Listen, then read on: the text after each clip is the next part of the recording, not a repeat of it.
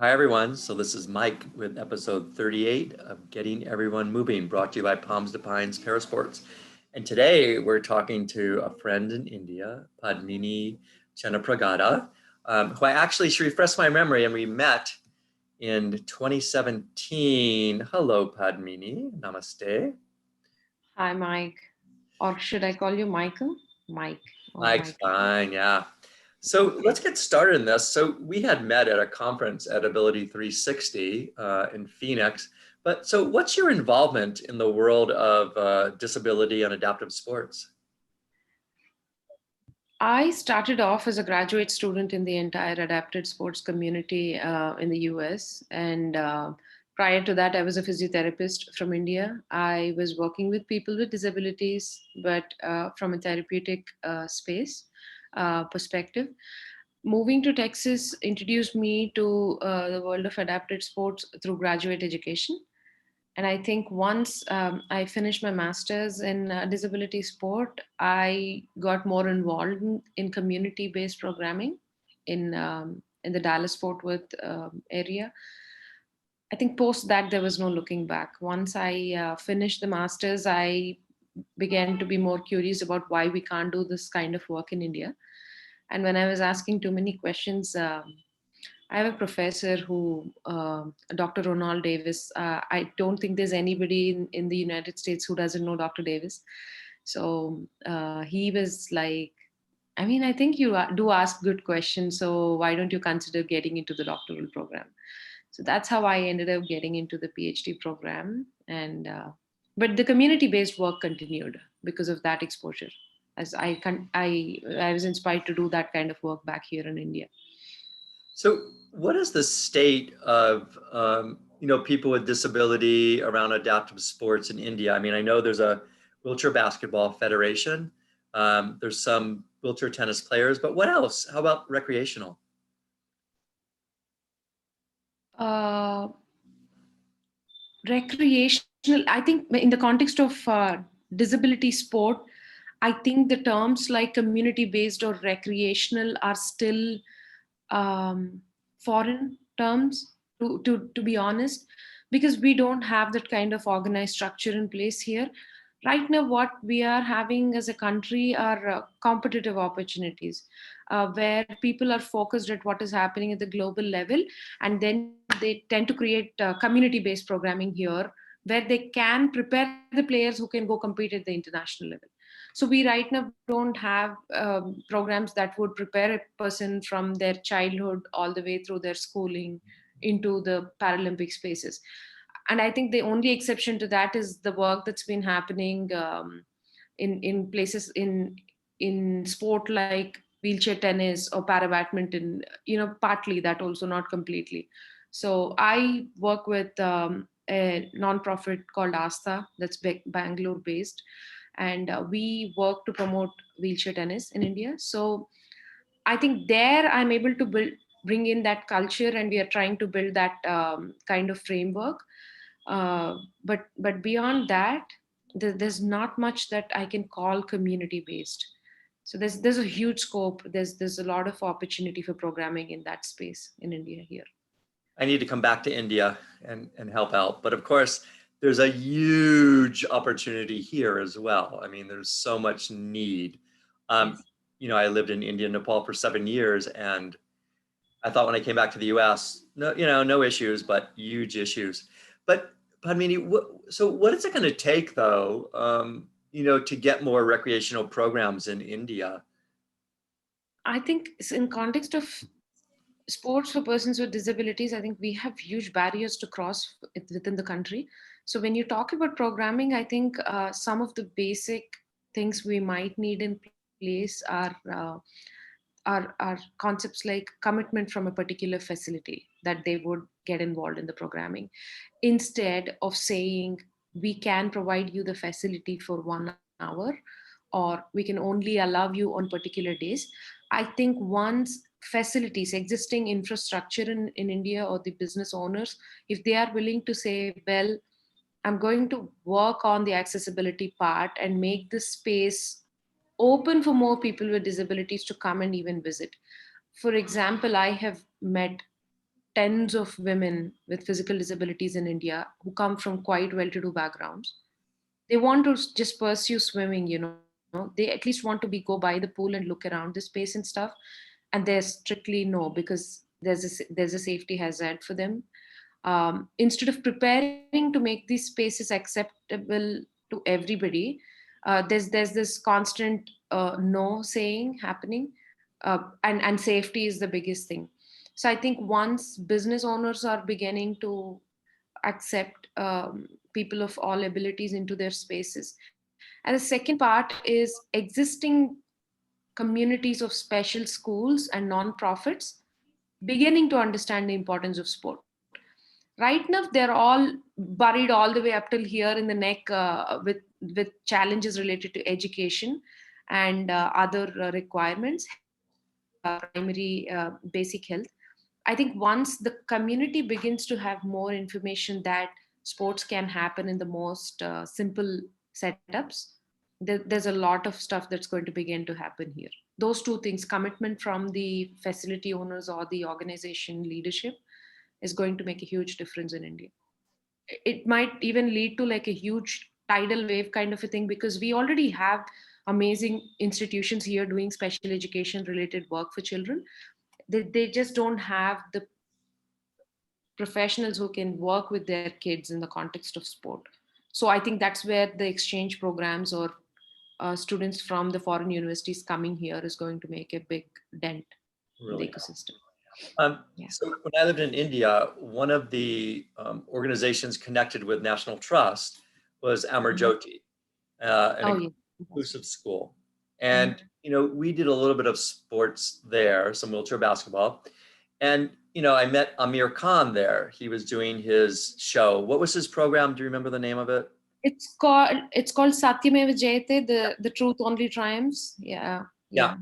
So he wanted to do a show about people with disability and such. Um, in terms of India and Bollywood and all that, I mean, that would seem to me to be one way to create more awareness about people with disability. Is that kind of thing happening in India at all? Well, I think, see, now and then, see, since there is this huge movement of social media based awareness and content, there's a lot of content that people are self generating. So I will say certainly social media has played a huge role, but television, we are yet to find meaningful content being created within these spaces with relates to something that is more disability rights based. What there's criticism about some shows which try to focus only on the inspiration porn angle, because I think that is what sells the most and the most easiest manner. And I think there's more awareness beginning to happen within the disability rights space in India. So yes, the television shows lined on concepts like that will be important, will be significant. Because when Satyameva Jayate came out, I think people actually got to know that people with disabilities play sport. And honestly, if Satyameva Jayate did not do that feature on Amar Jyoti, I would have not visited Amar Jyoti for 2 days post that event. After that, I went and stayed and met with Dr. Uma Tuli. I stayed with their school activities for 2 days. I saw from quite close quarters what was happening in that school, and what is being done by Amar Jyoti is phenomenal work, and I think it's a textbook example of what is possible. Yeah. Yet we are not able to replicate it. So that tells you how hard it is to do such work in India. She's been a community based leader. She's shared her ideas. She's kept everything open for people to learn from, but yet people are not able to replicate that model. So yes, the continued TV programming and media programming will help us immensely, but we are not yet having that many intelligent people who are taking the disability rights angle on this. It's Yeah. still a lot of inspiration based stuff. Yeah. I know in the southern part of India, Chennai area, Mhm. it was it the Disability Law Center, maybe? Think of what the exact name of it was, but there was a lot happening there. There's this school started by Poonam Natarajan. Poonam Natarajan. Yeah. Yeah. Poonam Natarajan's organization has inspired quite a few persons with disabilities to become disability rights activists. You know, she's inspired a lot of people to take up their own causes to speak of. So I've recently been looking up at her work and trying to engage with her system too.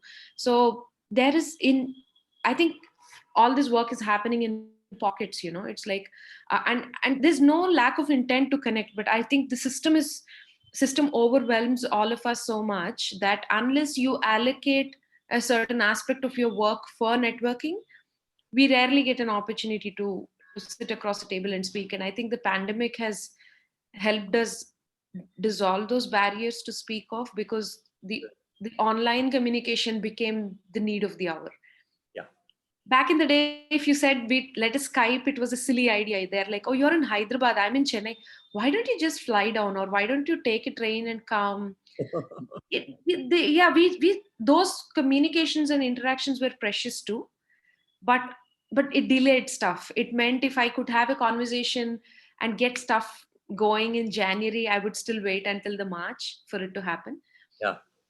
That way, I think we're still spinning out some advantages out of the pandemic because of that. Yeah, absolutely. I agree. I mean, I've been able to work on starting this organization during the pandemic. And I mean, I haven't met all the board members yet, face to face, but it still, somehow works, right? Yeah. Um, what about how do you think caste impacts disability rights in India? It's very interesting you asked me that question. Yes, I think caste is still a threat. I am an upper caste woman. I'm a Brahmin, so it will be unfair to say that I have a first-hand experience of how caste impacts a person's standing in the community. I come from an upper privilege space. Yet I grew up in a house that had socialistic leanings. Both my parents are coming from socialistic backgrounds. Mom from a more orthodox background, but dad came from an out and out socialistic background where I did not know I was a Brahmin until I came to my high school. Until high school, I was just a person who went to school with everybody. And when I went to my junior year is when I think I got introduced to the fact that I was a Brahmin, because there was somebody who said, oh, I am a so and so caste, what is yours? And I'm like, what do you mean by caste? And that is the day, like, my sophomore year was when I got introduced to caste.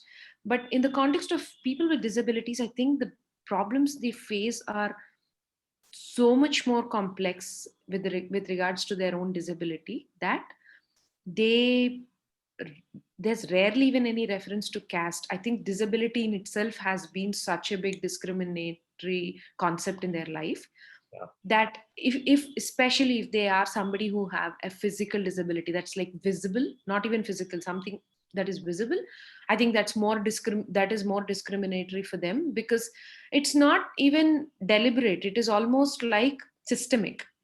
The system has become in such a manner that if you have a visible disability, you get discriminated the way the system is arranged. The barriers are systemic, and they have eventually also fed the attitudes of people. And in the context of caste, I think once you're passing through that barrier of the physical disability, when deeper conversations happen between people, yes, the caste comes up. Then there is all this discomfort that comes in for people. Um, but I am yet to meet people who are saying only because of caste they have been held back, because a good percentage of the non-profits that have shaped out within these spaces were started by people from marginalized communities, or were started with the intention of creating equity for marginalized communities. So somewhere caste was still being considered, uh, yet not being appreciated as a valuable factor. Like this color blindness in the United States in the context of racism, there is still this whole conversation about we are a casteless society. We don't care about caste. If you don't care about caste, you don't know how to care for the person you're trying to create the resources for. So yes, and caste is also a concept in India where there is a lot of discomfort created for a person. So as hard as the conversation about color within social justice spaces in India, it's exactly that here. The moment you start speaking about caste, there's discomfort. And then there is this guarding up happening among people who don't want to discuss their caste. In my context, it's slightly reverse. People may find it hard to process, but like the white guilt, I have the Brahmin guilt because there's too much of bashing happening for Brahmins. I tend to generally stay at the back of the conversations and not engage directly when there's Brahmin bashing happening, or the moment we are all going out in a group, right, and everybody deciding what they want to eat, and I am usually trying to avoid eating with everybody because I eat vegetarian food. Because until then, if people don't recognize my caste, if I make my food choice looking at my food choice, people instantly know I'm a Brahmin. So that Brahmin guilt is happening for me.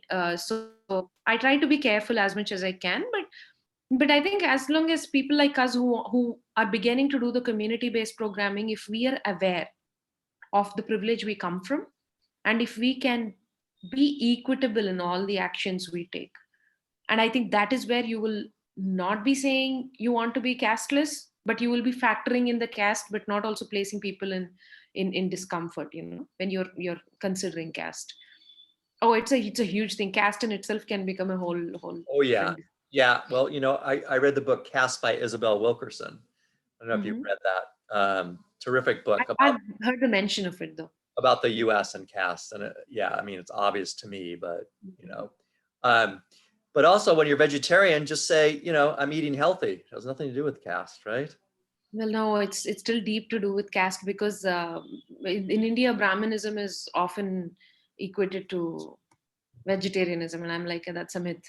If you think Brahmins don't eat meat, it's like, yeah, you're wrong. But they just eat, they just equate it. Yeah. So what are you writing your dissertation about?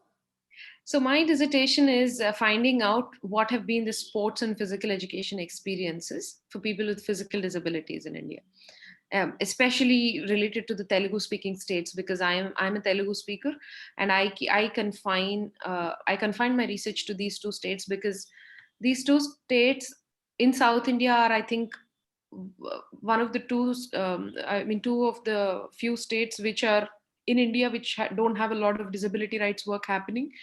Yes, there are NGOs and people doing the good work, but the sector is not as organized as it is in Karnataka or Kerala or Tamil Nadu for that matter. So for me, it was important to identify what was happening at the grassroots at the most fundamental level.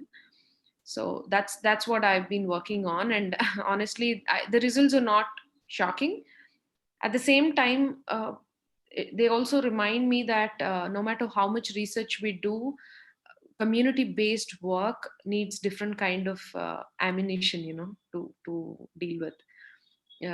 This will still inform the academia, and probably it will give us the information to have conversations with policymakers, but I think largely we will still be missing out, on a lot of um, factors. We'll have to still continue the work post the dissertation and the PhD. I will still have to continue through a lot of community based research. Do you, well, so you spend a good amount of time in the US, right? Yes, about 8 years, I think. Yeah. And I mean, what are some of the things that you've, gotten from the US or learned from the US that you can bring back to India? I mean, are there models of things that are happening in the United States that might apply in India or not so much? Initially, I was impressed, like the person who was always thinking the grass is greener on the other side. Obviously, everything is new. I'm wide eyed like a deer in Yeah. headlights. But I think the more things started sinking in for me, I realized that we're very similarly dissimilar as countries.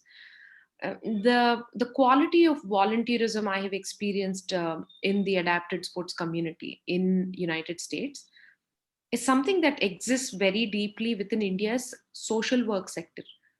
So there are organizations like the Ramakrishna Mission, for which I am. I cannot go as far as to say I'm a devotee of Sri Ramakrishna, but I think over the years I have desired to become a part of the community. And if you really look at the work of such organizations, the volunteerism has been there. It has not existed inside the disability sports scene because it has not evolved. The scene did not evolve much. But so the volunteerism that I saw in the case of Special Olympics or Paralympics, or even sports at the community level, say example, say at a public sport facility in Houston, I was just way too impressed when I came in, because this, what was not at all happening in India, was happening in the US. But I think as the years passed and I got to understand the system and the people more, I felt all that kind of attitude people still carried in India, but in different sectors. It was only about channeling that into the sports for persons with disability space.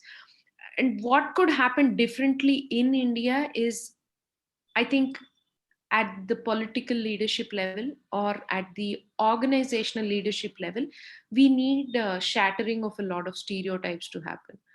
People assuming that a person with disability has to receive charity, or they have to be taken care of, or they should be provided with and not created an opportunity to engage with. I think those stereotypes, if we are able to shatter, we will be in the spaces, we'll be in the thinking spaces of where the Judith Humans and the others are coming from in India.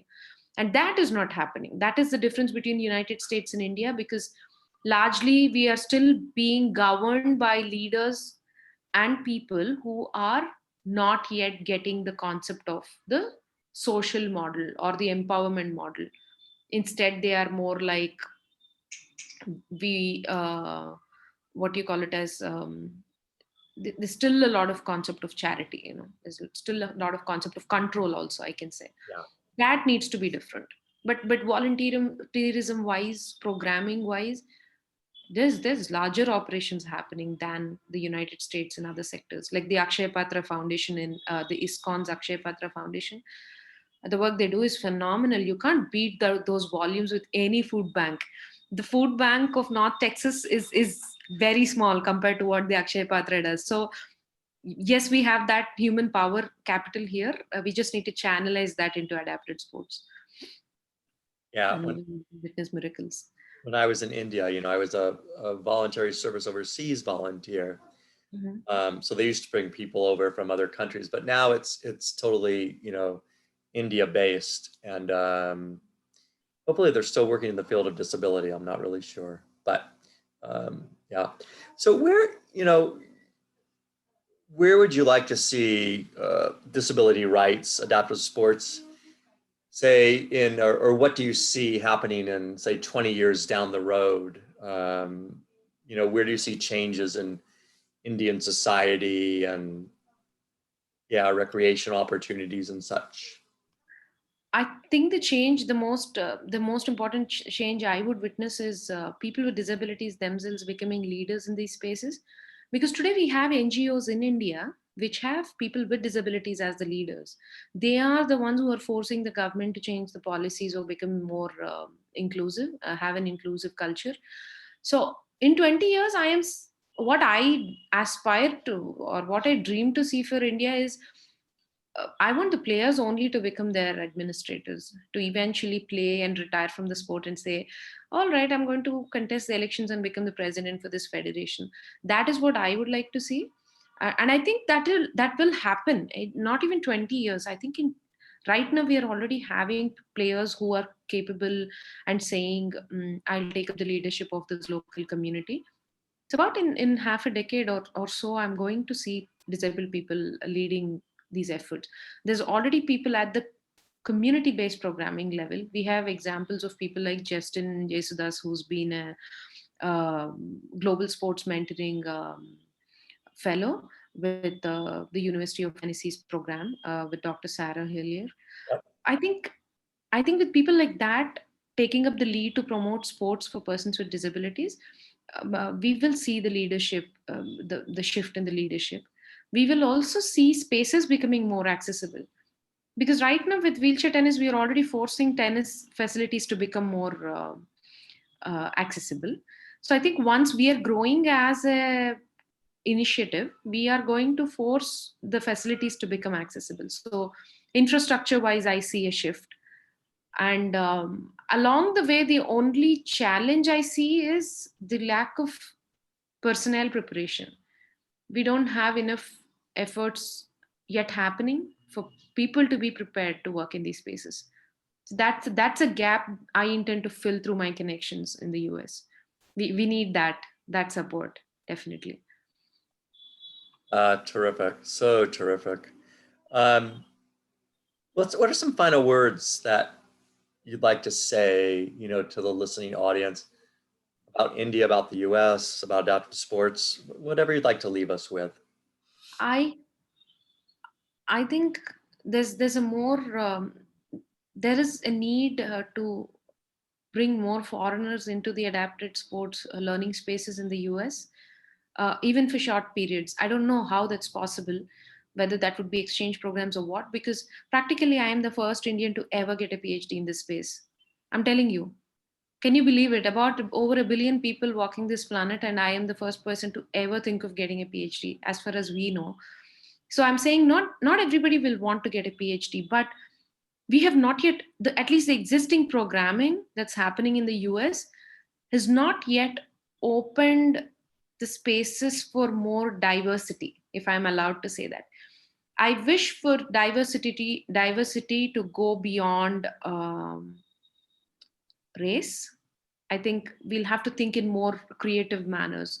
um, i have uh, I have tons of examples I can give, but I would give you something like there are there are families, Indian families, immigrant Indian families with children with disabilities who come into the programming through the schools. Yet, when the parent decides to pull the kid out of the programming silently and push them towards classroom education, there is not much interfering or advocacy happening from the teachers, because there is this boundary of consent and parental decisions and stuff.